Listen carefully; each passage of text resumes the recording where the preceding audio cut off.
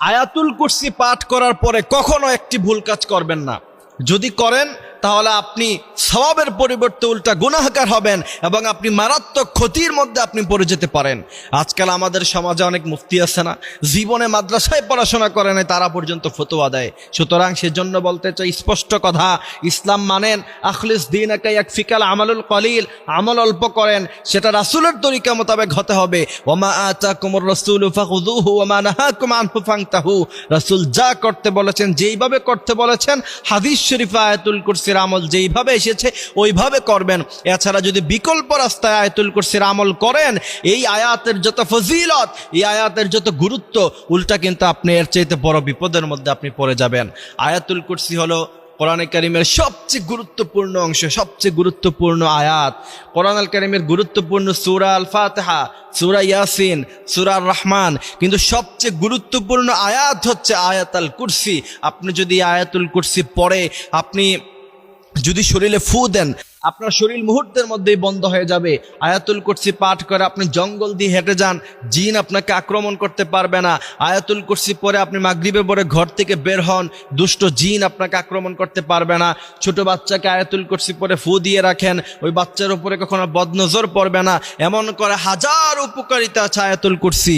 কিন্তু বিশ্বনবী সাল্লাল্লাহু আলাইহি ওয়াসাল্লাম যেই আমলটা যেই সুন্দরভাবে করতে বলেছেন, বিশ্বনবী সাল্লাল্লাহু আলাইহি ওয়াসাল্লামের কোনো হাদিস শরীফে আমরা পাই নাই যে বিশ্বনবী সাল্লাল্লাহু আলাইহি ওয়াসাল্লাম আয়াতুল কুরসি পরে বুকের মধ্যে ফু দিতে।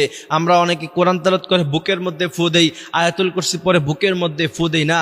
হাদিস শরীফের মধ্যে এসেছে রাসূল 4 কুল পরে হাতের মধ্যে ফু দিতেন, তারপরে গোটা শরীরের মধ্যে তিনি মেসেজ করতেন, এমনটা হাদিস শরীফের মধ্যে এসেছে।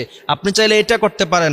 এরপরে আয়াতুল কুরসির ব্যাপারে হাদিস এসেছে, মান কারা আয়াতুল কুরসি, যে ব্যক্তি আয়াতুল কুরসি পাঠ করলো প্রত্যেক 5 ওয়াক্ত নামাজের পরে, তার মধ্যে জান্নাত এবং তার মধ্যখানে মাঝখান দিয়ে ব্যারিকেড হলো শুধুমাত্র তার মৃত্যু হয় না, এই কারণে সে জান্নাতে পৌঁছায় না।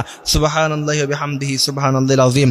এই জন্য আয়াতুল কুরসি পড়ার পরে বুকের মধ্যে ফু দেওয়া, কোন আয়াত পড়ার পরে বুকের মধ্যে ফু দেওয়া, এগুলি বিদআত।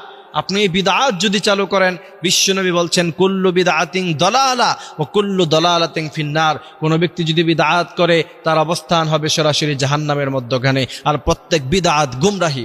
সুতরাং আল্লাহর নবী সাল্লাল্লাহু আলাইহি সাল্লাম আয়াতুল কুরসি পরে 4 কুল তিনি পড়তেন, তারপরে তিনি হাতের মধ্যে ফু দিয়ে পুরো শরীর মেসেজ করতেন। আপনি বুকের মধ্যে ফু দেন কেন? এটা তো হাদিস শরীফে আসে নাই। এই জন্য আল্লাহ সুবহানাহু ওয়া তাআলা বলেন, ওমা আতাকুমুর রাসূলু, রাসূল যা করতে বলেছেন সেটা ধরো, রাসূল যা করতে বলেন নাই সেটা ধরো না। রাসূল যা কখনো করেন নাই সেই আমল আপনি কেন করবেন? এই জন্য আয়াতুল কুরসির আমলগুলি আমরা নিয়মিত পাঠ করব।